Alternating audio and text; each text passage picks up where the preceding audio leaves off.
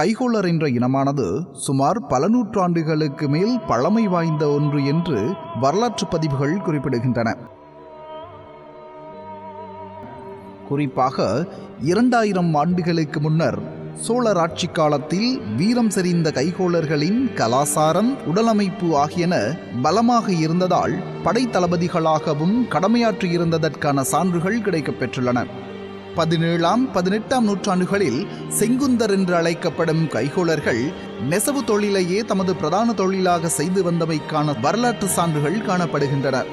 நெசவு தொழில் செய்யும் அனைவரும் ஒன்று சேர்ந்து செங்குந்தர் என்ற ஒரு இனத்தை உருவாக்கியதாகவும் சில சான்றுகள் குறிப்பிடுகின்றன. 18ஆம் நூற்றாண்டுகளில் செங்குந்தர் நிலங்களை ஆக்கிரமிப்பு செய்வதற்காக வரவில்லை, மாறாக தமிழ் இலக்கியத்தை பரப்புவதற்காக தமிழ்நாட்டில் குடியேறியதாக பழைய பிரித்தானிய ஆவணம் ஒன்றில் குறிப்பிடப்பட்டுள்ளது. அந்த நூற்றாண்டு கால பகுதியில் ஒவ்வொரு சாதியிலும் இருந்து நாடு முழுவதிலும் அறியக்கூடியவாறு 2 தலைவர்கள் நியமிக்கப்பட வேண்டும் என்ற ஒரு காரணத்தினால் நெசவாளர்களில் இருந்து முத்து முடாலி மற்றும் அனா நாயக்க முடாலி என்ற 2 தலைவர்கள் தெரிவு செய்யப்பட்டனர். அன்றிலிருந்தே செங்குந்தர்கள் முதலி குடும்பம் என்று அழைக்கப்படுவதாகவும் குறிப்பிடப்படுகிறது. அன்றிலிருந்து இன்று வரை செங்குந்தர் இனமானது இந்தியாவிலே மிகப்பெரிய சமூகமாக வளர்ச்சி அடைந்துள்ளது. அரசியல், கலாசாரம், இலக்கியம், சினிமா போன்ற அனைத்து துறைகளிலும் செங்குந்தரின் பங்களிப்பு இருக்கின்றமையும் குறிப்பிடத்தக்கது.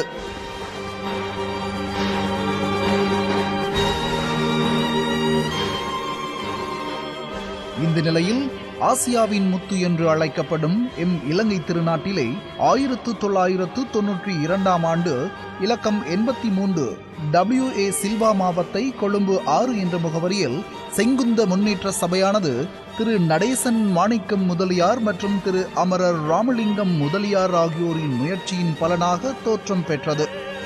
1992ஆம் ஆண்டு தொடக்கம் 1997ஆம் ஆண்டு வரையான காலப்பகுதியுள் சட்ட ரீதியான பதிவுகளை மேற்கொள்ள காலதாமதமானதால் முறையான நிர்வாக குழு ஒன்றை தேர்ந்தெடுப்பதில் சிக்கல்கள் நிலவி வந்தன. அதன் பிறகு 1998ஆம் ஆண்டு அப்போது தொடக்கம் 2005ஆம் ஆண்டு வரையான நிர்வாக குழு ஒன்று தெரிவு செய்யப்பட்டது.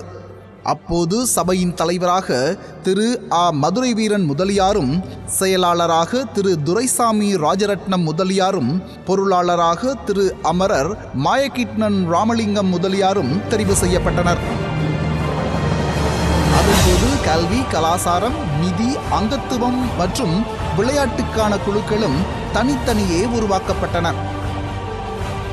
அதன் பிறகு சபையினது பொருளாதாரம் மற்றும் உறுப்பினர்களின் எண்ணிக்கை குறைவு காரணமாக ஒரு சிறப்பாக சேவையாற்ற முடியாத நிலையில் காணப்பட்டது. எனினும் தமது சொந்தங்களுக்கான ஒன்றுகூடல் ஒன்றை 2003ஆம் ஆண்டு சுகததாச உள்ளக அரங்கில் வெகு விமர்சையாக செய்து முடித்தது. அது மாத்திரமன்றி வறுமை கோட்டின் கீழ் வசிக்கும் சொந்தங்களுக்காக பல தேவைகளையும் பூர்த்தி செய்து வந்தது.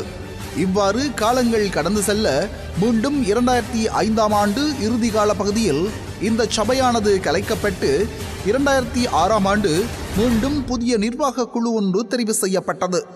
அதன்போது தலைவராக மீண்டும் திரு மதுரை வீரன் முதலியாரும், செயலாளராக திரு தேவதாஸ் முதலியாரும், பொருளாளராக திரு லோகநாதன் முதலியாரும் தெரிவு செய்யப்பட்டனர்.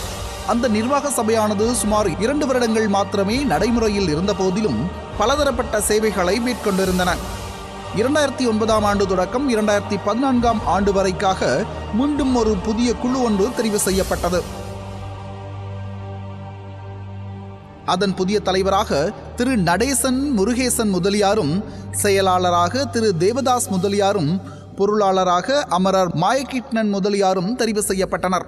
அந்த காலப்பகுதிகளில் பல்வேறுபட்ட சேவைகளை செய்திருந்தாலும் குறிப்பாக இளைஞர்களுக்கான கிரிக்கெட் சுற்று போட்டியொன்றை 2012ஆம் ஆண்டு நாவின்னவில் உள்ள மைதானத்தில் ஏற்பாடு செய்து நடத்தியிருந்தது. அது இளைஞர்கள் மத்தியில் நல்ல வரவேற்பை பெற்றிருந்தது.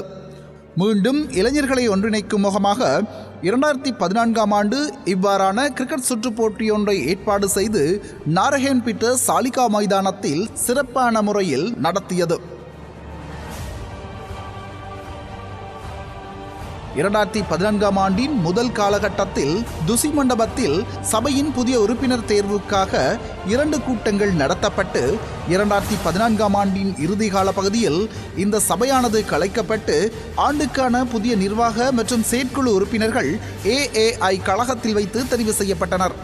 அப்போது புதிய தலைவராக மீண்டும் திரு முருகேசன் முதலியார் தெரிவு செய்யப்பட செயலாளராக திரு K லோகநாதன் முதலியாரும் பொருளாளராக திரு S லோகநாதன் முதலியாரும் தெரிவு செய்யப்பட்டதுடன் மொத்தமாக 48 நிர்வாக மற்றும் செயற்குழு உறுப்பினர்களும் தெரிவு செய்யப்பட்டனர்.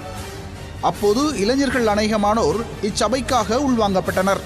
புதிய தலைமைத்துவத்தின் கீழ் இயங்கும் செங்குந்தர் முன்னேற்ற சபையானது பாரிய அளவிலான அபிவிருத்தியினை நோக்கி நகர்ந்து கொண்டு செல்கிறது. அது மாத்திரமன்றி பல்வேறுபட்ட சேவைகளையும் தமது சொந்தங்களுக்காக வழங்கிய வண்ணமே உள்ளது. சொந்தங்களை ஒன்றிணைப்பதற்காக மலையகத்தில் ஒன்று கூடல் ஒன்றை ஏற்பாடு செய்து ஆயிரக்கணக்கான சொந்தங்களை ஒன்று சேர்த்து வறுமை கோட்டின் கீழ் கல்வி கற்கும் எமது பிள்ளைகளுக்கு பாடசாலை சீருடை வழங்கும் வைபவமும் நடைபெற்றது. அந்த காலப்பகுதியில் செயலாளராக பதவி வகித்த திரு K லோகநாதன் முதலியார் தமது சுயவிருப்பத்தின் பேரில் ராஜினாமா கடிதத்தை தலைவரிடம் கையளிக்க பொருளாளராக பதவி வகித்த S லோகநாதன் முதலியார் புதிய செயலாளராக பதவியேற்றார். அதன்படி புதிய பொருளாளராக திரு கணேசன் முதலியார் பதவியேற்றுக் கொண்டார்.